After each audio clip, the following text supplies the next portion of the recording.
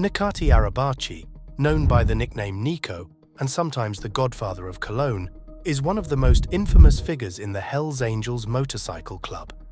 Born on February 14, 1972, in Cologne, Germany, to Turkish immigrant parents, Arabaci has lived a life filled with crime, power plays, and dramatic run-ins with law enforcement.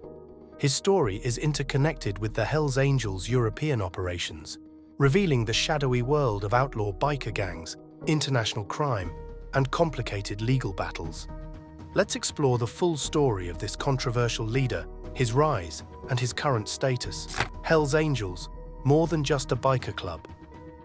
Before exploring Arabaci's story, it's important to understand the world of the Hells Angels.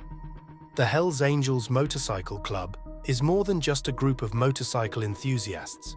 Founded in California in 1948, it has grown into a global network with around 6,000 members in 32 countries. In Germany, there are about 650 full members. To become a Hells Angel, one must own a Harley-Davidson, be over 21, and often have a history with crime, something that is almost seen as a ritual of entry. This exclusive club is famous for illegal activities like drug trafficking, human trafficking, and extortion. The Hells Angels structure is highly organized, with each chapter led by powerful figures who enforce strict codes of loyalty. This structure has allowed the club to expand globally, often clashing with rival gangs like the Bandidos and Satudara Motorcycle Club over territory and influence. The rise of Neco, from bouncer to boss. Necati Arabaci's early life was rooted in the rough streets of Cologne. His parents had migrated from Konya, Turkey, seeking better opportunities, but Arabaci soon found his path in the darker corners of society. Starting as a bouncer in Cologne's nightclub scene during the 1990s, he quickly rose through the ranks due to his tough personality and ability to control others.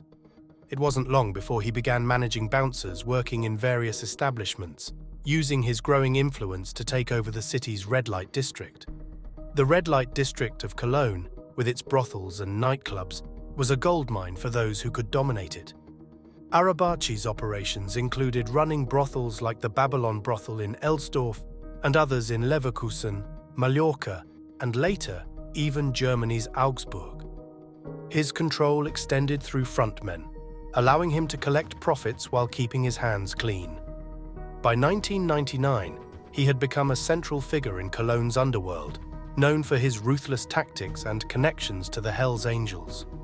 As a Hells Angels member, he used the club's reputation and muscle to solidify his dominance, making sure competitors stayed out of his territory. But his expanding empire also brought him many enemies and attracted the attention of law enforcement. Law catches up, arrest and imprisonment. Arabaci's rise in the criminal world faced a significant difficulty in 2002. A special police task force, led by Chief Prosecutor Jürgen Worten, finally arrested him, charging him with leading a criminal organization, human trafficking, armed robbery, and pimping. These charges were the result of years of police surveillance and investigation into his activities. In 2004, he was convicted and sentenced to 9 years in prison. But even behind bars, Neco remained a dangerous man. During his imprisonment, Arabaci continued to hustle influence over his businesses, reportedly still controlling brothels like the Colosseum in Augsburg. His involvement in these operations while in jail shows the depth of his network and the loyalty of his associates. In a dramatic twist, Arabaci allegedly planned to assassinate Chief Prosecutor Worten, hiring an Albanian hitman from Duisburg. The police, however, stopped the plan by bugging Arabaci's prison visitor room. These tracked conversations revealed the extent of his continued involvement in criminal activities, even from behind bars.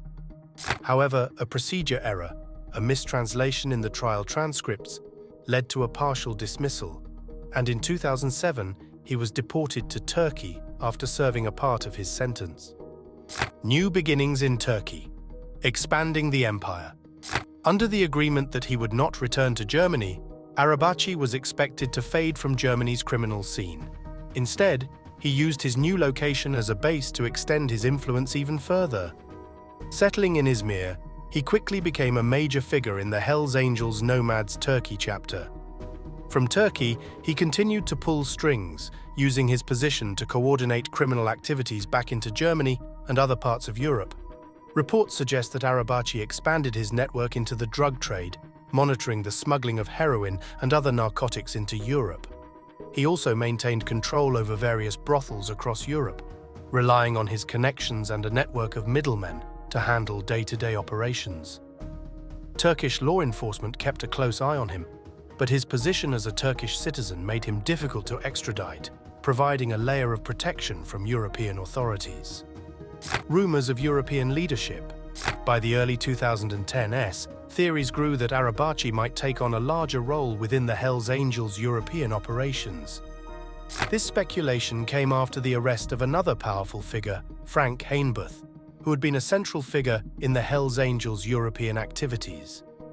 With Hainbuth out of the picture, Arabaci was rumored to be positioning himself as the new leader of the Hells Angels in Europe, directing operations from Turkey.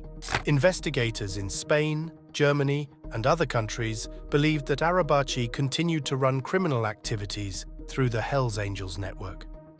Despite being physically distant from Germany, he was still able to control aspects of the red light districts in Cologne and other cities, thanks to loyal members who managed his interests on the ground.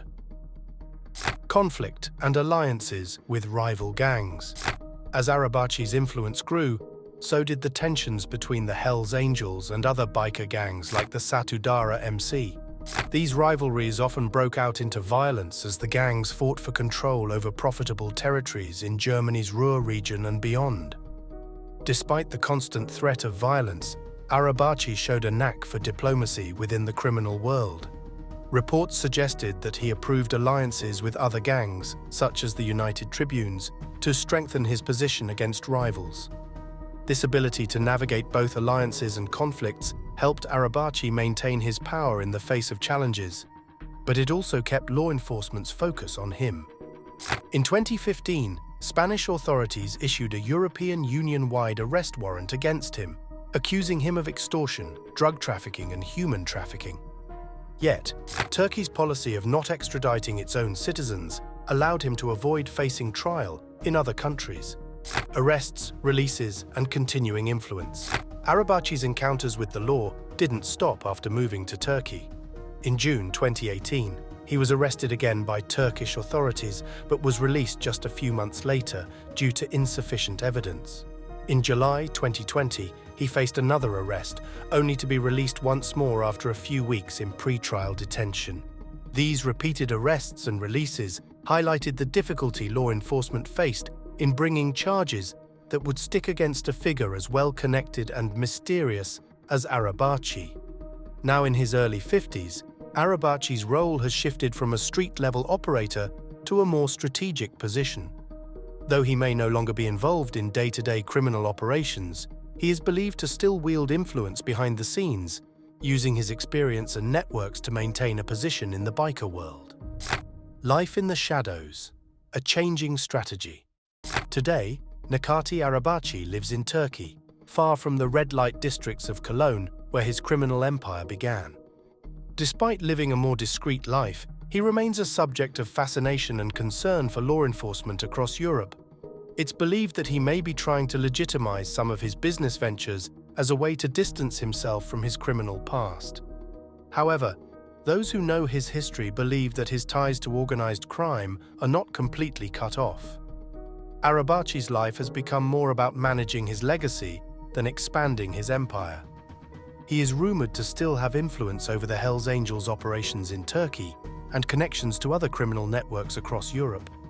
Even though he's not on the front lines anymore, his name carries weight, and his decisions can still affect the Hells Angels and their operations across the continent. Legacy of a notorious leader. Necati Arabaci's story is one of toughness, brutality, and crime. From the rough streets of Cologne to the distant safety of Turkey, he has managed to maintain a stronghold in the shadowy world of outlaw biker gangs. His rise and survival in the violent world of the Hells Angels reveal the power of reputation, loyalty, and strategic thinking in the world of organized crime. While many of his colleagues have fallen to law enforcement or gang wars, Arabaci has managed to stay relevant, adapting to changing circumstances and leveraging his connections to stay out of prison.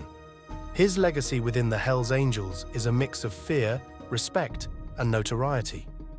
While law enforcement sees him as a dangerous figure who has escaped justice too many times, some in the biker world see him as a symbol of rebellion and survival.